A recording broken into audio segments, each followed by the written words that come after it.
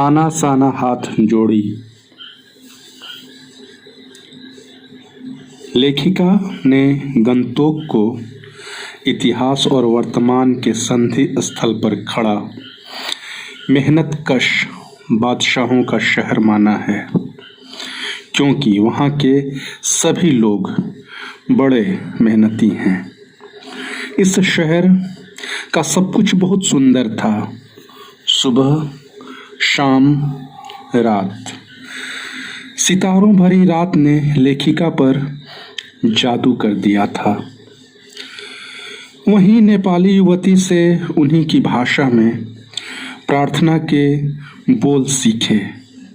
साना साना हाथ जोड़ी गर्दहु प्रार्थना, हाम्रो जीवन तिम्रो कौशेली, अर्थात छोटे छोटे हाथ जोड़कर प्रार्थना कर रही हूँ कि मेरा जीवन अच्छाइयों को समर्पित हो। गंतोक से युमथांग को निकलते ही लेखिका को एक कतार में सफ़ेद सफ़ेद बौद्ध पताकाएं दिखाई दीं। ये शांति और अहिंसा की प्रतीक थीं। इन पताकाओं पर मंत्र लिखे हुए थे।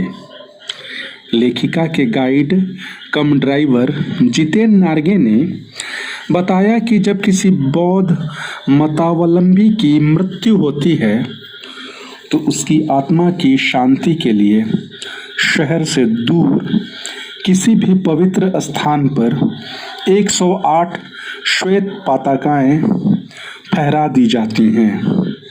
इन्हें उतारा नहीं जाता। कई बार किसी कार्य की शुरुआत में भी रंगीन पताकाएं लगा दी जाती हैं। आगे चलकर लेखिका को एक कुटिया के भीतर घूमता हुआ चक्र दिखाई दिया, जिसे धर्म चक्र या प्रेयर व्हील कहा जाता था।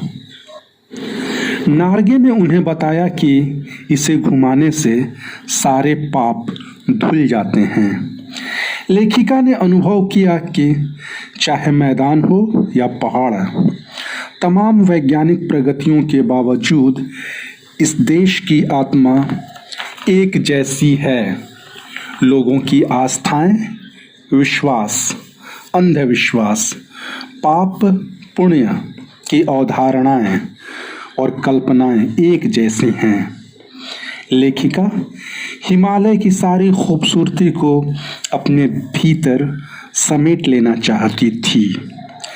तभी उन्होंने ऊंचाई से पूरे वेग के साथ सर्वोच्च शिखर से गिरता फेन उगलता झरना देखा, जिसका नाम था 7 सिस्टर्स वाटरफॉल।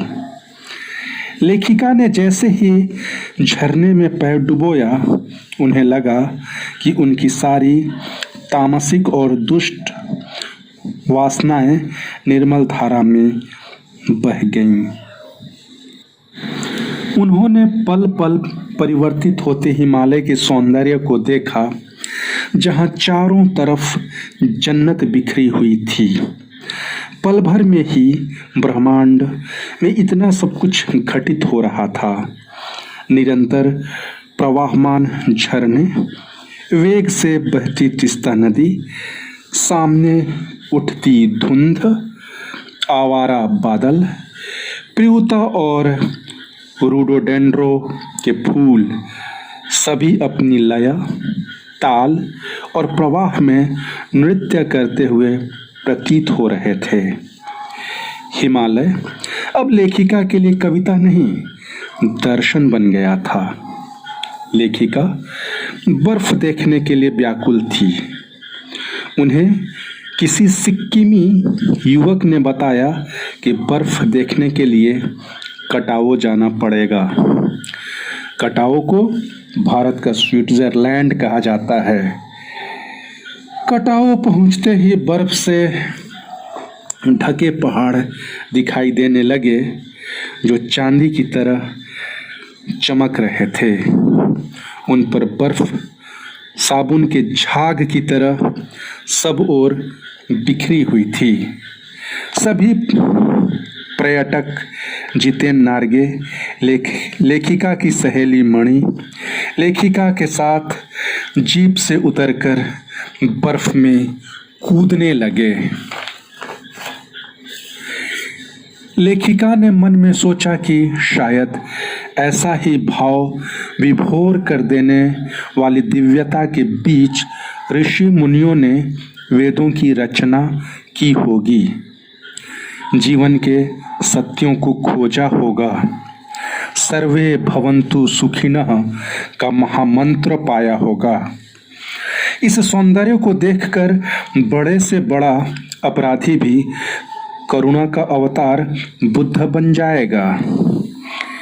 हिमालय की यात्रा के दौरान लेखिका ने पाया कि इतने स्वर्गीय सौंदर्य के बीच भूख, मौत, दैन्य अर्थात दीनता और जिंदा रहने की इस जंग में पहाड़ी औरतों के हाथ में कुदाल और हथौड़ा लिए हुए पत्थर तोड़ते देखा। पूछने पर बोर्ड रोड ऑर्गेनाइजेशन के एक कर्मचारी ने बताया कि जिन रास्तों पर चलकर हम लोग जा रहे हैं, ये पहाड़ी ने उसी रास्ते को चौड़ा कर रही हैं। ये कितना कम लेकर समाज को कितना अधिक देती हैं। ये पहाड़ी ने घर का काम भी करती हैं और बाहर का भी। इनके कामों में गाय चराना और लकड़ियों का भारी गट्ठर को लाद कर ले जाना शामिल है। लेखिका जब थोड़ा और आगे बढ़ी तो उन्हें वहाँ कुछ फौजी छावनियाँ दिखाई दी, तो उन्हें ध्यान आया कि यह बॉर्डर एरिया है। थोड़ी ही दूर पर चीन की सीमा है। लेखिका ने एक फौजी से पूछा कि इतनी कड़कड़ाती ठंड में आपको बहुत तकलीफ होती होगी। उसने एक उदास हंसी हंसते हुए कहा, आप चैन की नींद सो सकें इसलिए तो हम यहाँ पहरा दे रहे हैं। जिन बर्फीले इलाकों में वैसाख के महीने में भी 5 मिनट में ठिठुरन शुरू हो जाती है, हमारे फौजी जवान पौष और माघ में भी, जबकि सिवाय पेट्रोल के सब कुछ जम जाता है, ऐसे समय में भी ये जवान देश की सुरक्षा के लिए तैयार खड़े रहते हैं। गंगटोक से होकर हिमालय तक की यात्रा के दौरान जितेन नार्गे ने एक कुशल गाइड की तरह लेखिका और उनके साथियों का मार्गदर्शन किया। उसके अंदर वे सभी खूबियां थीं जो एक कुशल गाइड में होनी चाहिए। उसे गंगटोक से लेकर हिमालय तक की सभी ऐतिहासिक और भौगोलिक स्थिति का पूर्ण ज्ञान था। उसे कई तरह की भाषाओं का ज्ञान था। उसे अपने पर्यटकों की रुचि का भी ध्यान रहता था।